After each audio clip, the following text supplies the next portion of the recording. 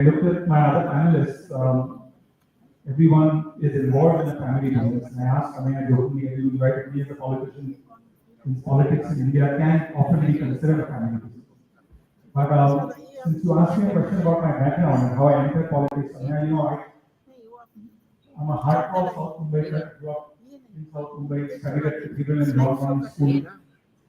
My family had a business in plastics and packaging, which we then sold about 15 years ago. But it was very clear, my brother and me, that you will not get into politics. You will get a degree in business management, come back, join the family business. I'm not sure if my stories are interesting, but I really got involved in politics through a completely different route. I think that a lot of my colleagues whose families are uncontrolled, there's often an identity element to it. You belong to a certain community, a certain region. There's another way to get into politics, and that is either through policy or through social work. আমি আমার তো এটা কাজ বার করে rupture কার্ডটা নিয়ে দিলে আমি কাছে কার বার করি আপনি কাম कीजिए अब जो पहले से फाइनल आउटपुट इनके लैपटॉप में दे दिया उसको लाइव कर दो state government provides aid, provide teachers assistance, they provide physical infrastructure to schools, and I found that these schools have no basic infrastructure. And the government of Maharashtra had come out with a syllabus where IT was mandatory for these schools that I remember had the money for. আরে এটা সমস্ত So we created a private আমি সেটা জানি না রে ভাই আমার এখানে বেশি দরকার আরে বেশি দরকার পুরো পৃথিবী second hand সকালে এসে সেটা দেখাওনি কেন কি দেখবো আমি আমার তো চলছে এটা খুলে ওখানে মানে আমি খুলবো না আমি তো সেটা সকালে আসা উচিত তার জন্য তুমি 10টার সময় এসে সেটা করতে পারো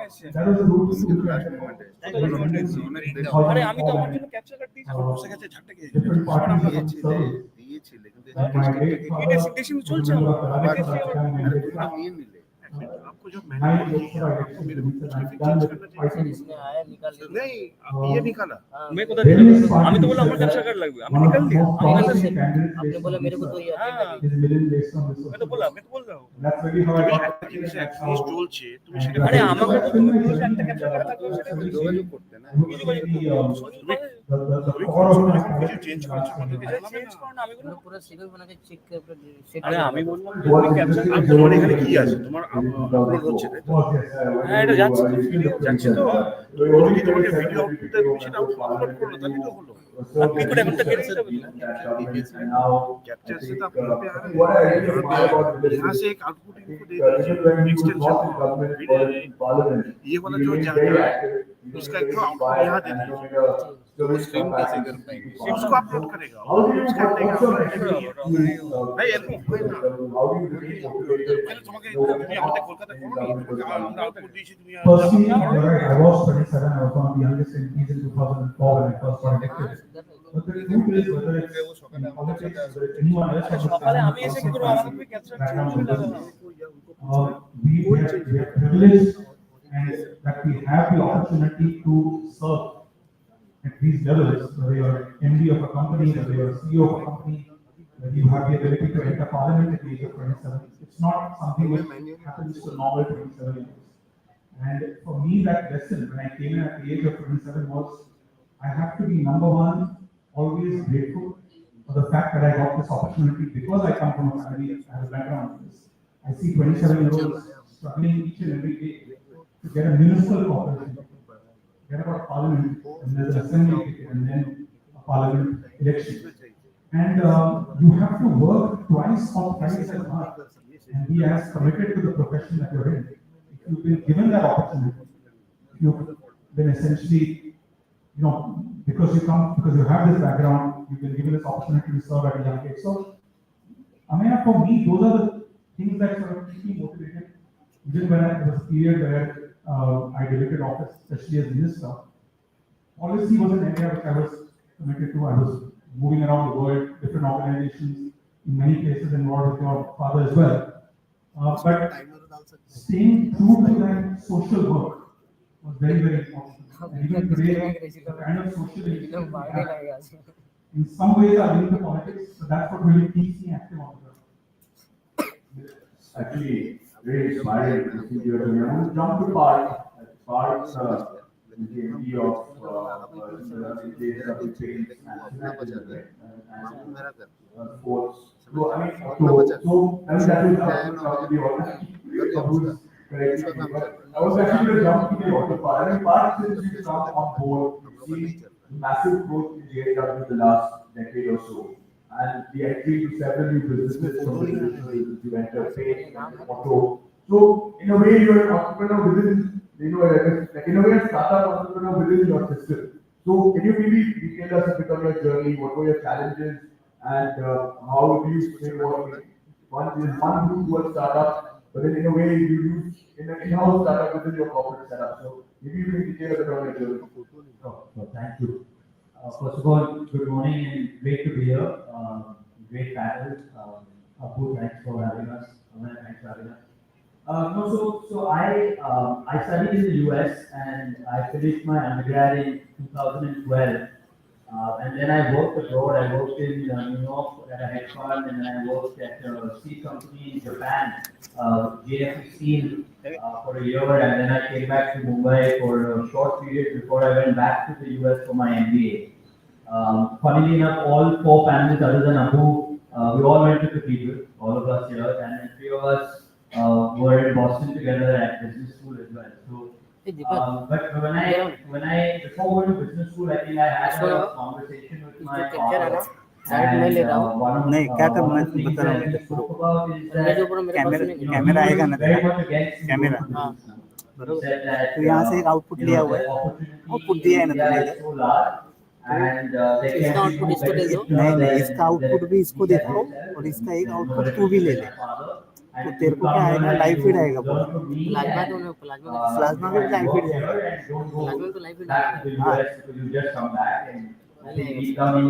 तू कैप्चर करेगा ना लाइव फीड कैप्चर करेगा ना मैं लाइव फीड करके देता हूँ सब में तेरे को चाहिए इसका लाइव फीड का मेरे बात सुनेगा लाइव फीड का चाहिए ना हाँ मेरे बात सुनेंगे आप इसको डायरेक्ट मैं लेता हूँ और जो साइन डिले के लिए जो दिया है ना प्लाज्मा का जो आउटपुट दिया ना प्लाज्मा का आउटपुट निकाल के इसका एचडी में डालूँ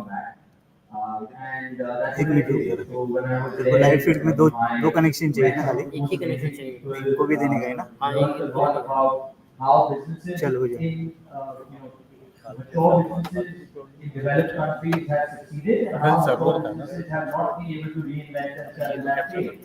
And that was very much on my mind, and I thought that we had to diversify and move away from just only being into the commodity side of things. And obviously steel is our bread and butter, but get into other things. So that's where the idea came of getting into the paint business. That's how the idea came of starting with sports verticals.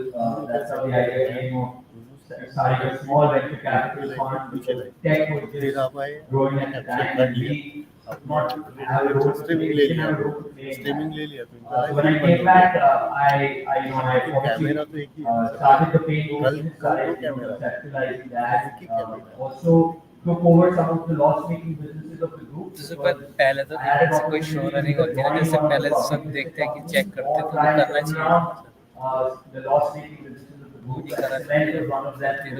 I got the opportunity to take over, and I felt that it would be a great opportunity for me to build my own personal credibility within the JSW group as well as outside, because otherwise in every meeting that I was attending, I was just being viewed as my father's son, and there was respect because of the name rather than because of anything that I had ever done in my life. And I thought that if I could turn around a loss-making business, start a new company, it would help me. And the dream was obviously to take JSW Cement public, which I was able to do last month, and I think that's the first milestone. And yeah, I think the opportunity in India is so fantastic. There's no other economy in the world which is going from $4 trillion to $10 trillion and then $20 trillion in our lifetime. And I think that platform, that ability to come back and actually run a business and develop a business, and getting that opportunity was truly special. And trying to make the most of it and trying to contribute as much capture as I के can. लिए live feed capture capture के लिए डाल दिया तूने डाला है? हाँ Thanks, Bobby. कैप्चर Very के लिए interesting. I mean, I think all of us. नहीं, आपका भी है, sort उनका of as our characteristics, but want that get. बंद हो गया। नहीं, That चालू gets है। to the door, but what's उससे it कुछ to नहीं do? होगा। That's completely up to you. And I think the beauty is all of you have made a massive mark in your own right. And so I'm going to switch to Adwaita. And Adwaita, you are in a very different business to Bart. And you have the fashion and the lifestyle and beauty and giving hopes to people. But no, but I think we have quite a few international delegates also in the audience. People would love to hear about Nykaa's journey, what you guys are doing, and also maybe you shared with me earlier today, but maybe a bit about where do you see Nykaa going? Well, thanks again, and great to be on this panel. So Nykaa is actually India's largest beauty and fashion retailer. Today, I think some of the women in the audience can get around. You know Nykaa? Okay, good. We need more men to shop for Nykaa as well. But so Nykaa started about 13 years ago by my mom, and I joined her right then. I also was an undergrad at arts batchmate from school मेरा days. signal आया था इधर। I started my mom Laptop का आया started this interesting beauty business. Let me go back because my alternative was helping an insurance company save paper Yeah. in US. आया? This obviously started a lot on वो window आएगा। Duplicate है my duplicate mother actually was a banker at Jai Kotak's bank for that time, and she sort of learned under Jai's father for a long time, and 25 years to be precise. And she just had a dream that could I actually be an entrepreneur myself, and could I start a business that would be this generational business that lived in the hearts and minds of the consumers for years to come. So unlike some families here, we are a first generation company that has had this vision of can we try to find our way into the top 100 companies in this country, and that's the journey we've been on. When we started 13 years ago, a lot of people would know that beauty products were very, very hard to access. Fast forward to today, at 13 years in, our business does $2 billion of top line a year. And I had this journal that I maintained from day one, and I remember the first couple of years I used to write about 10 orders a day. And today I write that we got 4 lakh, 5 lakh orders. एक BBA So I think this growth has been absolutely BBA to tremendous. FGM So some of you from abroad, it's basically a multi-brand beauty and fashion platform. We're online, we're offline, we have our own brands, we sell other people's brands. Sort of diversified into this like aspirational lifestyle platform. I think we've been really lucky to benefit from a lot of the strong momentum the country has experienced. Our preference is it's a once in a lifetime opportunity to be building a consumer brand in this country, whether GDPs are before, potential is third largest economy in the world. And all of those statistics on paper, but running Nykaa over the last 30 years, we've seen what that actually means. And I'll give you a couple of examples. इसको capture कर अभी। When we started 12 years ago, we had 300 beauty brands in the country. आ रहा है ना मेरे पास आ रहा है 4,500 beauty brands. ये है आपका ना कैप्चर करने वाला माइक का ऑडियो का हाँ हाँ मैट्रिक्स का। Consumers who shopped on Nykaa. Today we have 45 million consumers who shop on Nykaa. 13 years ago, there were 250 million internet connections in this country. Today, there are 970 million internet connections in this country. 13 years ago, there were 0 Indian homegrown beauty brands. Today, there are 300 Indian homegrown beauty brands, many of which are in our top 10. So there's just been so much transformation of the Indian consumer, and I feel we've had this amazing vantage point to see it. I personally take my responsibility extremely seriously. I think a lot of us who are children of, entrepreneurs and amazing founders, I think every single day you go into the office trying to prove yourself, and you just want every single person in that company to know that you deserve the spot you hold. And it's an immense responsibility I take super seriously. The mantra I sort of live by is, I want everyone to point at Adwaita and say she's got the best work ethic in the room. Because I may not have the best strategy, I may not have the most years of experience, but I definitely think I can win and sort of prove myself on work ethic and culture. That's an amazing, great listening to you. Yeah, it's amazing. Jay, I'm going to switch to you. So your role at Kotak with Kotak A11, sorry 811. I think on the digital banking side, so it's been a very interesting journey, for Kotak Bank. And my dad and Uday uncle go back 45 odd years, and my dad always proudly tells me how Uday uncle started with one desk with Shivaji Dham sitting on one side, Uday uncle sitting on the other side, and he's always so proud to see how the bank has grown. And of course, he also was the son of an entrepreneur. Suresh Bhai, of course, was in business as well. And now, when you've joined the business, you're working on digital transformation. So it would be very interesting. I'll ask you a two-part question. One is, what are you doing within the bank to transform it? And number two, did you always want to be a banker, or were you thinking of doing something else at some point? Thank you, Amaya. Thank you also to the ICC and Abhyuday for having me. I have a similar journey to Parth in terms of at least timeline. I went to the US for my undergrad, spent some time working in investment banking in New York, came back to Mumbai, worked in consulting, went to the US for my MBA where we went together, and then came back to India. When I came back, I joined Kotak in investment banking and then in the quote-unquote traditional physical consumer bank. And a few things changed very rapidly all at once in India. First, Aadhaar, which gave identity to every single Indian, which was super powerful in the context that in a financial services business, when knowing your customer is very, very important, Aadhaar changed the game. Two, UPI in 2018 was just about starting to pick up. Three, we had mobile telephones in every hand. Advaita talked about mobile internet connections and smartphones in everybody's hands. Four, demonetization happened, which changed people's mindset. And five, just a little later, COVID happened that made people truly believe in digital. So 811 is 8th November 2016, which is the date of demonetization when India changed in many good ways, some less good, but on the whole, we certainly feel that a lot changed in a great direction.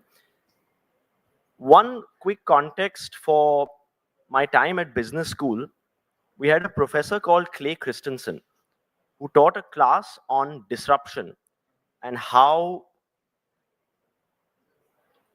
traditional businesses stop innovating and it leaves them in a position to get disrupted by new, younger, agile businesses. And one of the things he talked about was that the only way a traditional business can fight against disruption is by incubating autonomous and disruptive units within them that kind of stretch and act like new young businesses, disrupting themselves. So Kotak 811 is Kotak Mahindra Bank's disruptive unit. And in many ways, I would say Kotak Bank now, I'm second gen, is a traditional physical world business. And I don't necessarily mean traditional in a bad way. India has many, many outstanding traditional businesses.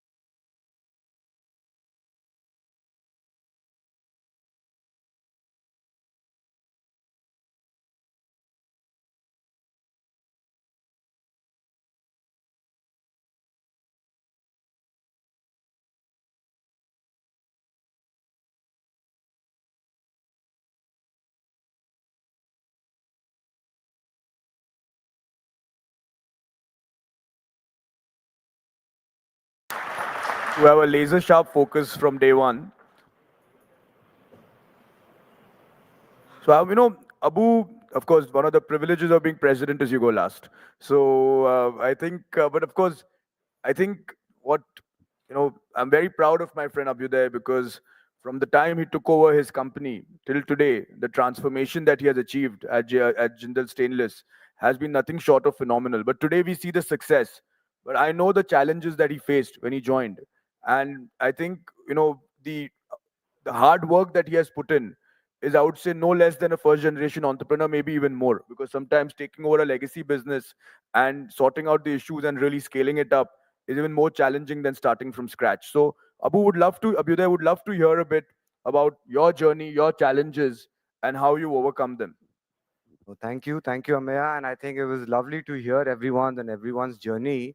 If I can say, it's never a single man's effort. It's always a team effort that helped me transform the company.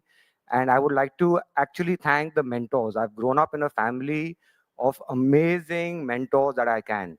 And the first one that I had was Parth's father. So that was an amazing, tremendous journey for me. I spent almost a year and a half in JSW. I lived in Bombay. I trained with him. And looking at him firsthand, running the company, running what he has created with JSW, was such a eye opener for me that you have to. And he always taught me, take decisions. You can think about it, you have to, but you, in our position, we have to take that decision fast, learn from it, rectify that decision if it's wrong, but we have to move ahead fast. You got to be. I think Parth knows how aggressive he is and how much he pushes always. And then I did about a year and a half with JSW. After that, I did a year and a half in BCG, and that also gave me tremendous experience because I covered 4 sectors, all different from steel, in different areas of India, different parts of India, from Kerala and Chennai to Pune to Bombay again.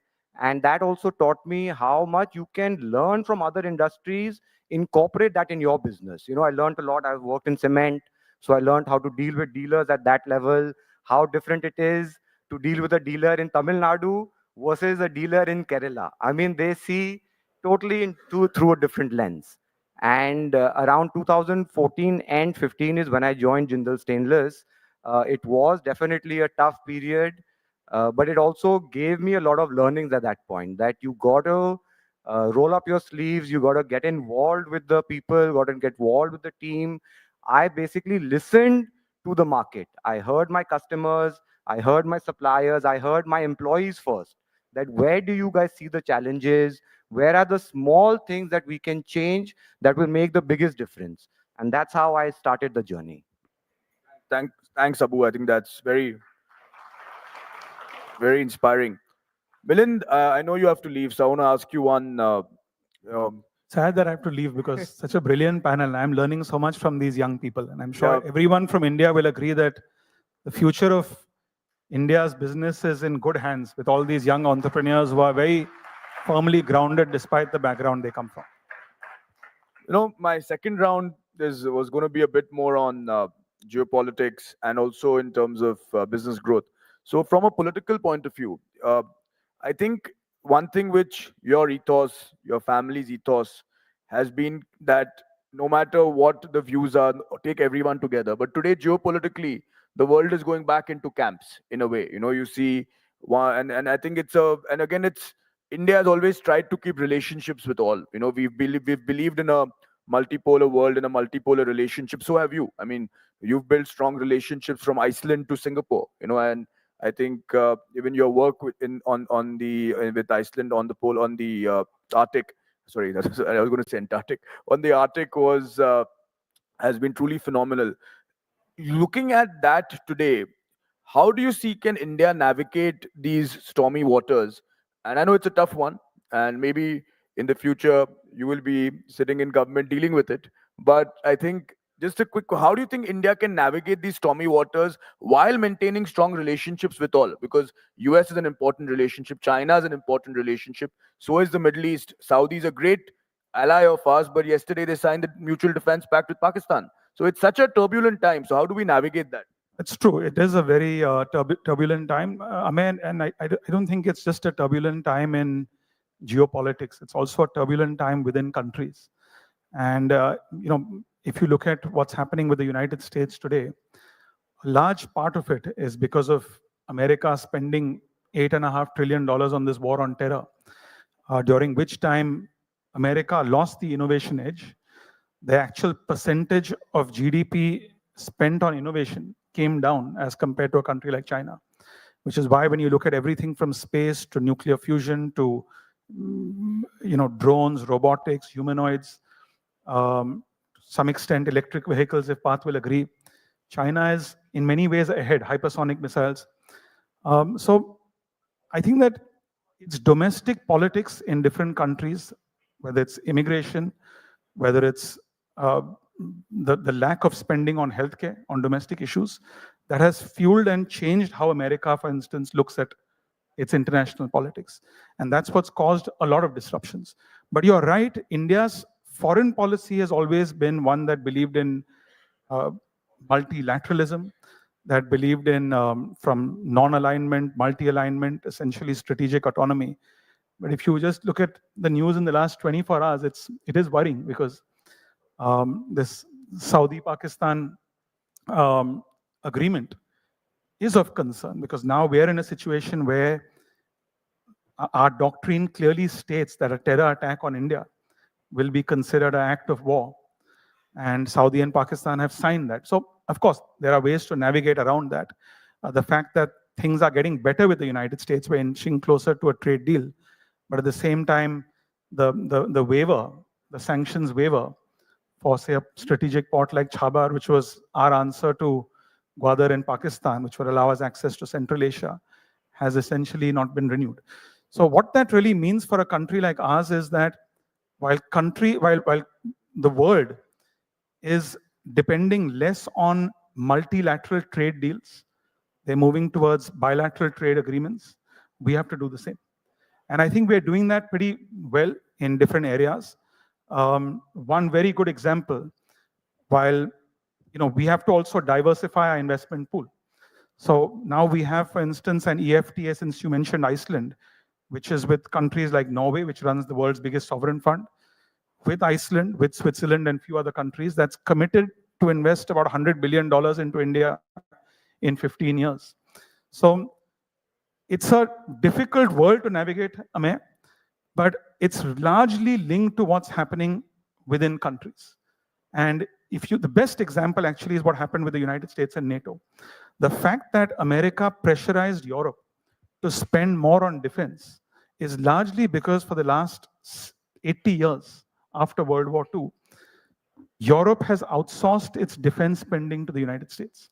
And what that allowed Europe to do is spend more on healthcare, spend more on the social sector, on education.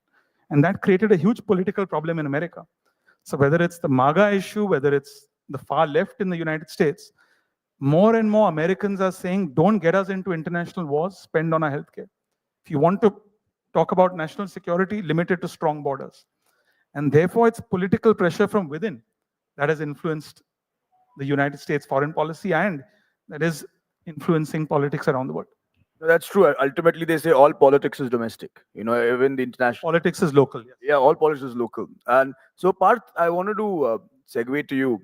I believe that to build great companies, build great countries, you must build great companies, because industry is the corners, and America has been built like that. Even if you see great civilizations, the British civilization, French civilization, they were all underscored by very strong industrial bases and companies. Even when they have a trade war, they always first start with steel, because that is literally considered the lifeblood of an economy. You have entered the auto business, and China has been giving strong competition to the traditional auto car makers. And we all wanted a very strong Indian brand coming up, which I'm very proud that JSW has done that. But what is your view on, I'm going to ask you a two-part question. One is, how do you see India playing a role in terms of course, meeting domestic demand, but also in the future, truly creating an international champion? And how does steel play a role in that? Do you actually see in the future maybe becoming a global steel company beyond the borders of India? And number two is on the auto side. Maybe detail a bit on your journey in terms of what you've done in auto, and why it's very important to even have an Indian auto champion and not just be reliant on China. And of course, we are still reliant on them for components. So how do we sort that problem, the rare earth problem, going in the future? Yeah, I think the first thing I'd like to just explain is why JSW Group got into auto. If you look at India as a country, one of our biggest challenges is that we have a current account deficit, and a large component of that is because we import oil. And oil is basically used for cars, for vehicles, cars, buses, trucks, etc. And if you look at our current account deficit, we're looking at nearly $35 billion a month is what our current account deficit is. And oil is the predominant factor. We believe that just like China, and this is a learning that at least we at JSW saw in China, China had the same problem. About, if you look 20 years ago and China's growth, China was about mirroring India. 20 years ago, China was also about a $4 trillion economy, and today China is a $20 trillion economy. And they, like India today, were dependent on importing huge amounts of oil. And what they did, and it was a national agenda done by the Communist Party of China, giving a diktat to universities, giving a diktat to corporates, that we need to electrify our vehicles. As simple as that. Today, 55% of all new cars and new trucks and new buses that are bought in China are new energy vehicles. And this number is rapidly increasing, and this number is likely to reach about 70% over the next 3 years. And China's oil consumption has started to come down. And that's why today, despite the geopolitics, despite OPEC increasing production of oil, there are no buyers of oil. And that's why India has become such an important market and that's why President Trump is telling our country where to buy oil from, because we are now we're number 2, soon to be number 1 largest consumer of oil after the United States and China. We are the largest market for oil in the world, and we will soon overtake China. We believe that electrifying the vehicles is the right national priority for the country. And that's why we at JSW have decided to enter in a big way into electric vehicles. And we did that with the acquisition of MG in India. Again, we have purposely chosen China as our partner because we believe the Chinese technology is at the right price, and right price being between $15,000 to $25,000. That's where, if you want mass adoption to happen in our country for electric vehicles, it's got to be at that price. And that's why my father called it the Maruti moment for us. And we believe that this is going to be the Maruti moment of the 21st century, and we need to electrify. So today, JSW with MG has become the largest seller of EVs in India. And we are bringing the JSW Motors. Again, we've done a technology partnership with the Chinese OEM, non-equity, but we're buying the technology from them because they are far ahead of the West. They are far ahead of Japan and Korea when it comes to EV technology. And now the idea is to localize that, buy the technology from them, but make it in India. And by the end of this year, MG will be almost 85% local. And we hope that next year when we launch JSW Motors, we will launch at 80% local. We also have plans of getting into cell manufacturing and then battery manufacturing to complete the whole circle. Because India has a very strong auto component industry already, whether it's Mindas of the world, Motherson Sumis of the world, so many. There is a very robust auto component industry, mostly catering to ICE vehicles. And now they are also rapidly changing to electric. And last month was the highest ever month of EV adoption in the country. Happy to report that 1 in 5 new cars in Mumbai and Delhi last month were EVs.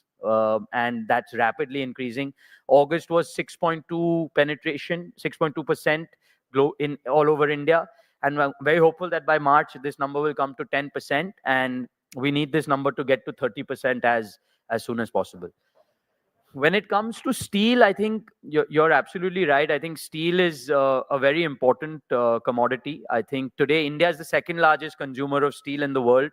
And we have a very strong inherent strength. We have our own iron ore, which very few countries in the world have. And we have very high quality labor at a very low cost. Today, at JSW, at Jindal Stainless, cost of labor per ton of steel in India today is only about $10. This compared to Japan is at about $70, China is about $50, Europe is about $80, America is also about $80. So we have a huge advantage on manpower and we have a huge advantage on raw material. And that is why the steel production in India is increasing. And there is an inverse involution happening in China. China's steel production is declining. The Chinese state really promoted the steel industry to create jobs. And steel industry creates the maximum number of jobs in an economy. And now that China is moving from a manufacturing dominated economy to a services one, and that change is happening, the number of steel companies shutting down in China are increasing. And that means the export opportunity from India over the next decade will suddenly open up. So today, India is producing steel mostly for India, but I'm sure over the next decade, this will change and India will not only produce steel for India, but also for the world. And hence, this is a great opportunity for us to make steel in India, make cars in India, cater to the domestic requirement, build the domestic champions, and then focus on the export opportunity. Thanks. That's actually fascinating seeing the geopolitics of steel. Advaita, I wanted to ask you something. Growing up, we always saw beauty brands were foreign. We had Lakme, we had a few, but the big global beauty brands, the concept of beauty always, in a way, came from the West. Then we had some Japanese brands, and of course, Korean beauty is really now taken off. But in a way, for the global South, for the Indians, for parts of South Asia, maybe in the future Africa, having a brand from our part of the world which caters, understands our women, our skin, our sensibilities. I think Nykaa has really been successful in building that, and now you are also going into private label. How do you see Nykaa in the future? What do you see Nykaa's journeys for the next 10 years, both domestically, internationally? I believe you also have international plans. And how do you create that? And in a way, it's also projecting India's power globally through beauty, through fashion, because ultimately that is something so very personal. Yeah. So I think I'll make this question more about like the decisions a company takes in its lifetime and its life cycle on when and how to diversify. And again, I think it's important to keep in mind the context that Nykaa is much smaller than some of these companies that we're talking about and also just started 13 years ago. So I think our first priority was first and foremost to dominate beauty in India. And I think once we felt we had sort of some right to say that we had managed to do that by 2017-18, the next thing we took on was actually fashion within India. So if beauty is a $25 billion market in India, fashion is a $100 billion market. So it's 4 to 5x the size. And we felt like, you got to have a piece of India's fashion pie. And that's sort of the decision we made to get into fashion. It's not like international expansion was not on our mind. But I think for us, it's all about sequencing. And the first sequence was we need to kind of focus on India and on Indian domestic consumption. I think a lot of the beauty opportunity that exists in the world is sort of India specific. And I'll give you an example. India's spend for beauty per capita, it was $4 when we started. Today, it's $17.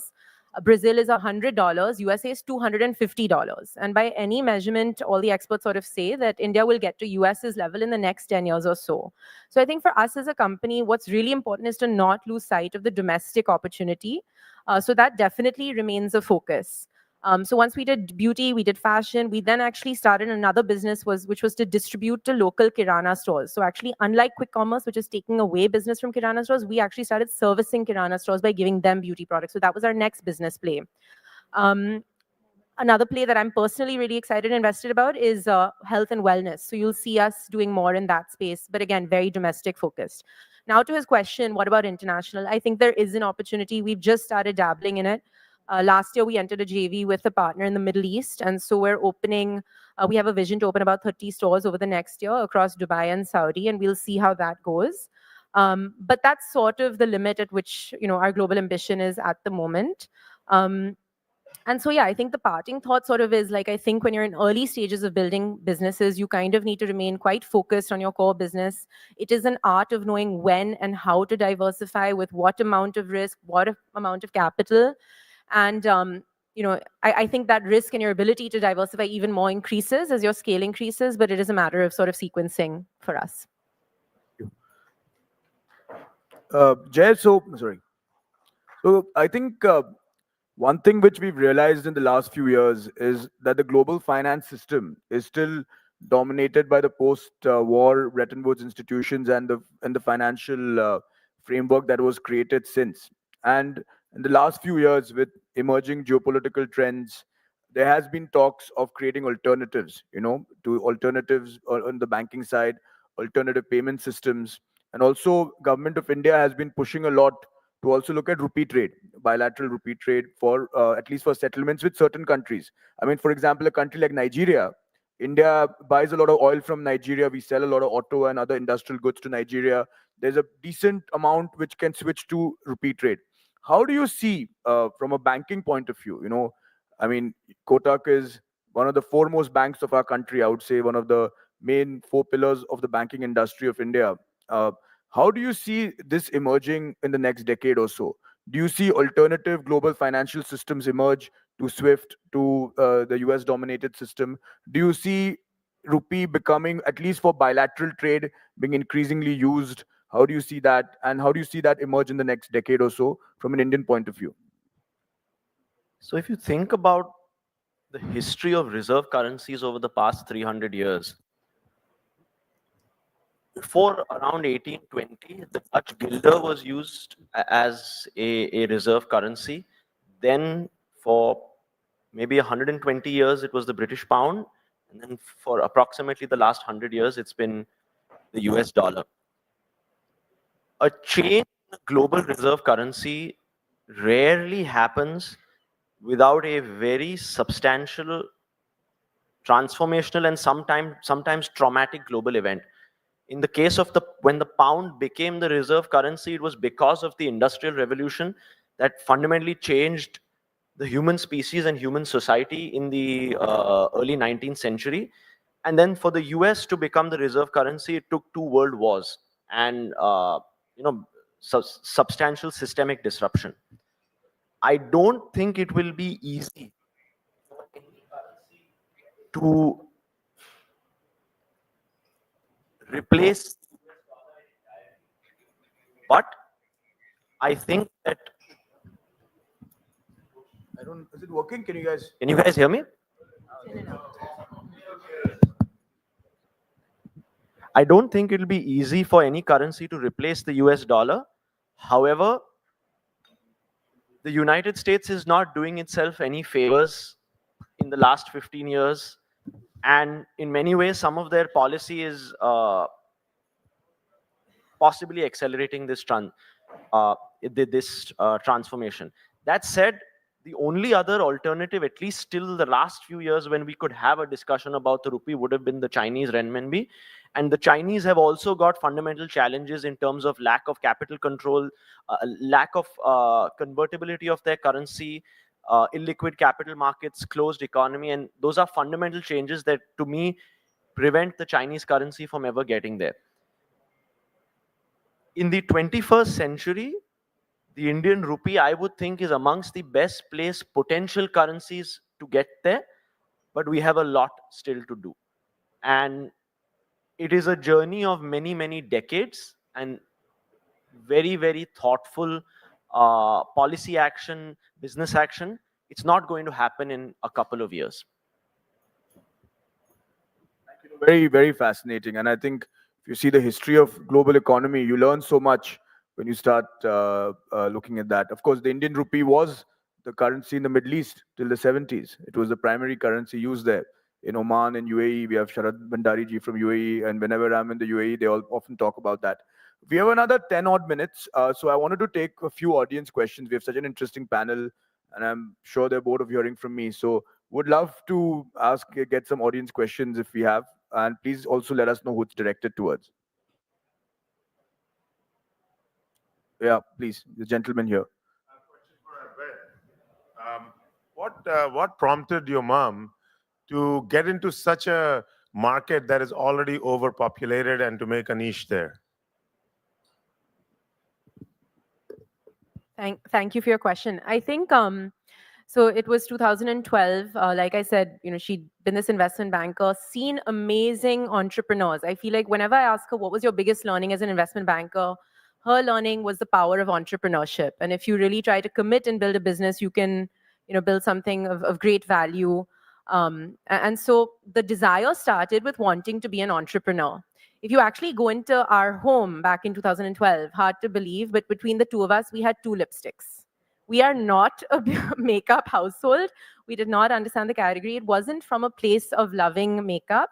It was more like an investment banker. She read research report after research report that actually showed that beauty is a phenomenal business. We studied a lot of companies abroad, whether it was Sephora, whether it was Ulta, which are large beauty retailers in the US, which by the way are $16 billion of top line, $20 billion of top line a year. So we started getting inspired by these beauty retailers globally.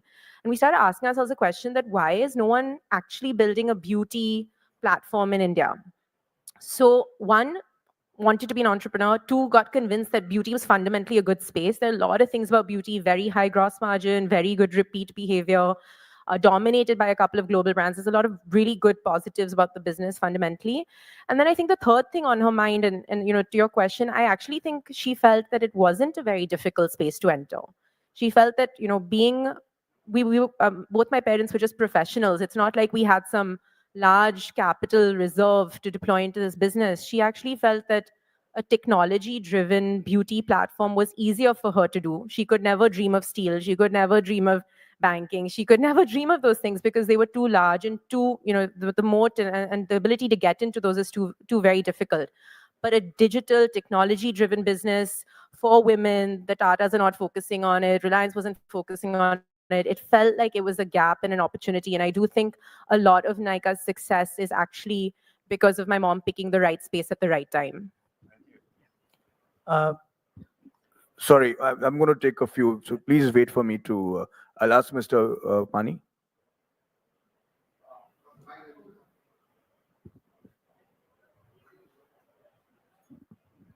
My question is addressed to Jay.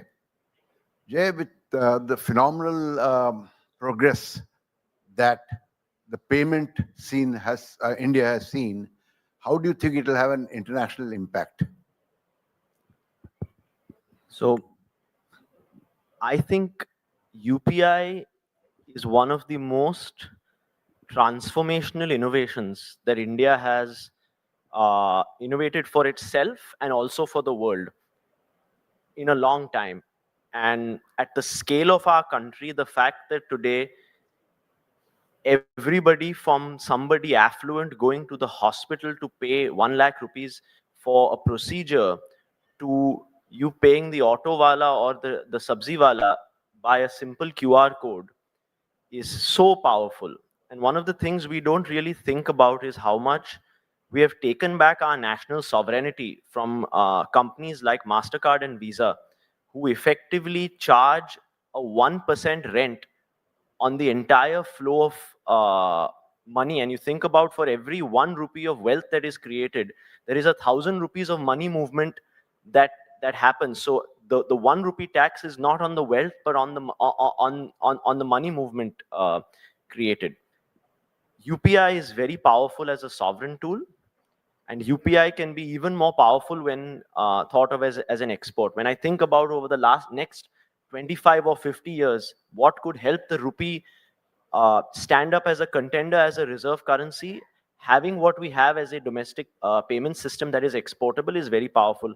We've started exports with Singapore. I understand there's pieces of the French and Indian relationship that has a UPI partnership there.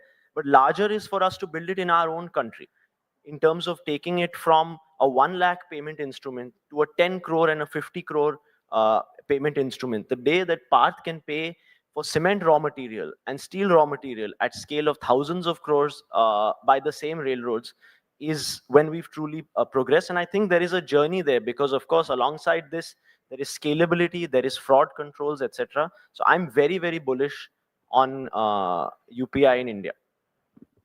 Any further? I'm going to take one from that side. Maybe the gentleman at the back. The one at the back, yeah, that gentleman. Or him, yeah, thank you. Sorry, we have few questions, a few. So my question is for Jai. Jai, my name is Akash, and I was in the US for 7 years, and I was banking with Bank of America. And the importance I saw in the US, these mobile apps, right, that you're working on was tremendous. Like when I moved back to India, the amount of times we have to do anything, we have to go to the bank, right? The dependency on, oh, let's go to the bank and then do it. Versus in the US, when I used to just use the app and, you know, everything was done. How long do you see that transformation in India where people will go to the locations less and the digital infrastructure improves that well that, you know, now people just start using the features in the apps? Like how long do you see that? It's already happening in front of us. Again, it's linked to what I said before, that the day UPI can be used for larger and larger ticket, the day you can buy a piece of real estate with UPI, that changes a lot. Banking is a business of trust. There is a touch and feel element to how this goes. And if you look at developed countries around the world, some of them have moved in very many different directions. A country like Sweden or Norway in Scandinavia has extremely highly digitized, almost no usage of cash. And frankly, that makes very little usage for a physical branch. However, countries like Germany, and to a certain extent, even the US, cash still has a psychological place in the populace's way of thinking about it. So it depends on where the view goes. To me, I don't think India is yet ready for a only digital business at scale. I still believe that the brick and mortar banking in partnership with a mobile and digital strategy is where it goes, because trust really matters. A lot of smaller businesses still have a high usage of cash. And I don't think that the middle class Indian is completely out of the belief that physical matters. Sometimes, you know, one of the other things we see is opening a branch in a particular vicinity, even if all the transaction is digital, even if the economy local is digital, the branch adds value to your business. It's almost a trust and marketing extension. I'll take one more question, but for Parth. So if there's a question for him, yeah, okay. I think he's really tried very hard. I admire your persistence. Thank you. You have entered in the business of cement, wherein Adani has come in, and you have entered in paint business, wherein Asian Paint is already there. So how do you think you will compete with them? No, thanks for that question. I think it's different strategies in different businesses, but I think you have to ask yourself as to why does India need another cement company, or why does India need another paint company? And you know, at least the way I've approached it is, you know, see the gaps in the market and build a strategy around that. So, for example, in the paint segment, especially decorative paints, you know, there's the retailer who's very important. There's the painter who's very important, the contractor who's very important, the interior designer and architect who's very important, and finally the end consumer who's extremely important. So what is the solution and what is your value proposition to each of these segments? So the influencing segment, and then finally the end customer. So, you know, the way we approached it was that for the end consumer, you know, we did our market research. I went to a lot of counters in India, saw the experience. It's very fascinating to know that in all the paint companies in India, other than JSW Paints, they charge differential price for color. So if you buy a blue color or a black color, you're paying a different price. So we said, can we democratize color, and can we offer all 1,808 colors at the same price? So today, if you use JSW Paints, you will save at least 15% on the cost of color and the cost of your overall paint purchase if you buy us, because we offer any color at one price. So that was our offering to the end consumer. When you looked at the retailer, the retailer was saddled with working capital. He was having huge amount of inventory. Paint companies were pushing paint into their counter and trying to collect the money. And hence the margin that the retailer was making was wafer thin. So we said that if you join JSW Paints, you will not need to carry any inventory, and we will generate the demand by giving you a sales officer, a customer relationship officer at your counter. We will share the cost of that with you, and we will generate demand for you. And you order the paint only when you get the demand, so you make a higher return on your capital. So that was how we tackled the retailer. When you looked at the painter, we said that through innovation, if you want the finish that you expect when you buy paint, you need 3 coats of paint normally. By putting the paint and the primer into 1 coat, we reduced 1 coat from the paint. So we said in 2 coats, you can get the same finish as you would get in 3 coats of the competition. As a result, the painter was able to do the job faster. So he could go to the next job, and hence his earnings increased. Second is very simple thing, but we saw that paint cans are round and the painter has a roller. So the roller doesn't fit inside the can. So he would have to take the paint onto the lid, put it onto the roller and paint it, which would lead to wastage of paint. So we made the can square so that the roller can fit inside the can. So that made the painter and the contractor's profitability higher, less wastage, less paint used for the same square feet. So like that, we tackled each element of the area and launched our product. And yeah, within the last 5 years, we've become the 5th largest paint company in India. And journey is on. We're still very small compared to Asian Paints and others. But it takes time to build a brand. And as long as we keep the customer at the center of everything that we do, I think we'll be able to scale this business and grow it and hopefully come into the top 3 very shortly. So, because we've come to the end of the session, so unfortunately we won't be able to take any more questions. So I'll invite our Vice President, Parthiv Neotia, to come and give the vote of thanks.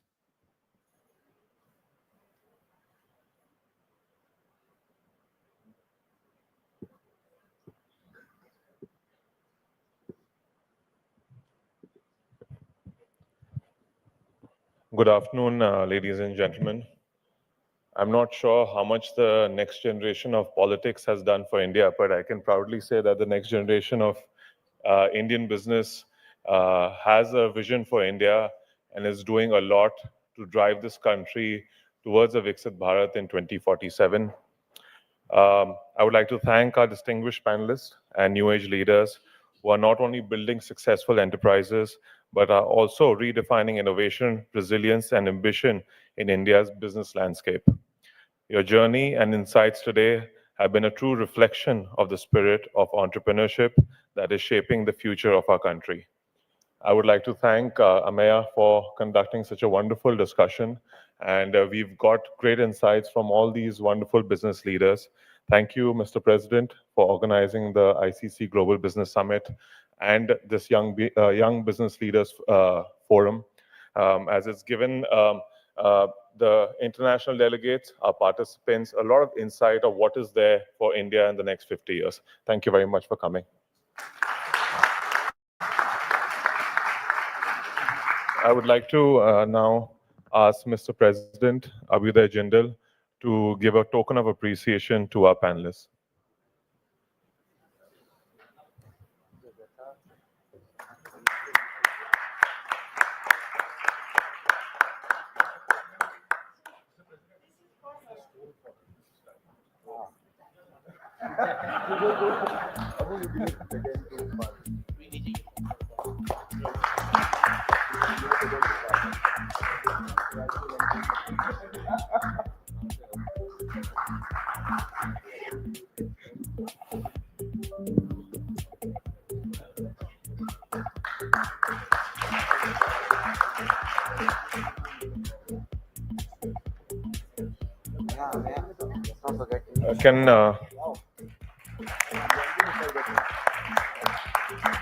Can we all please stand in front for a group photo? Thank you.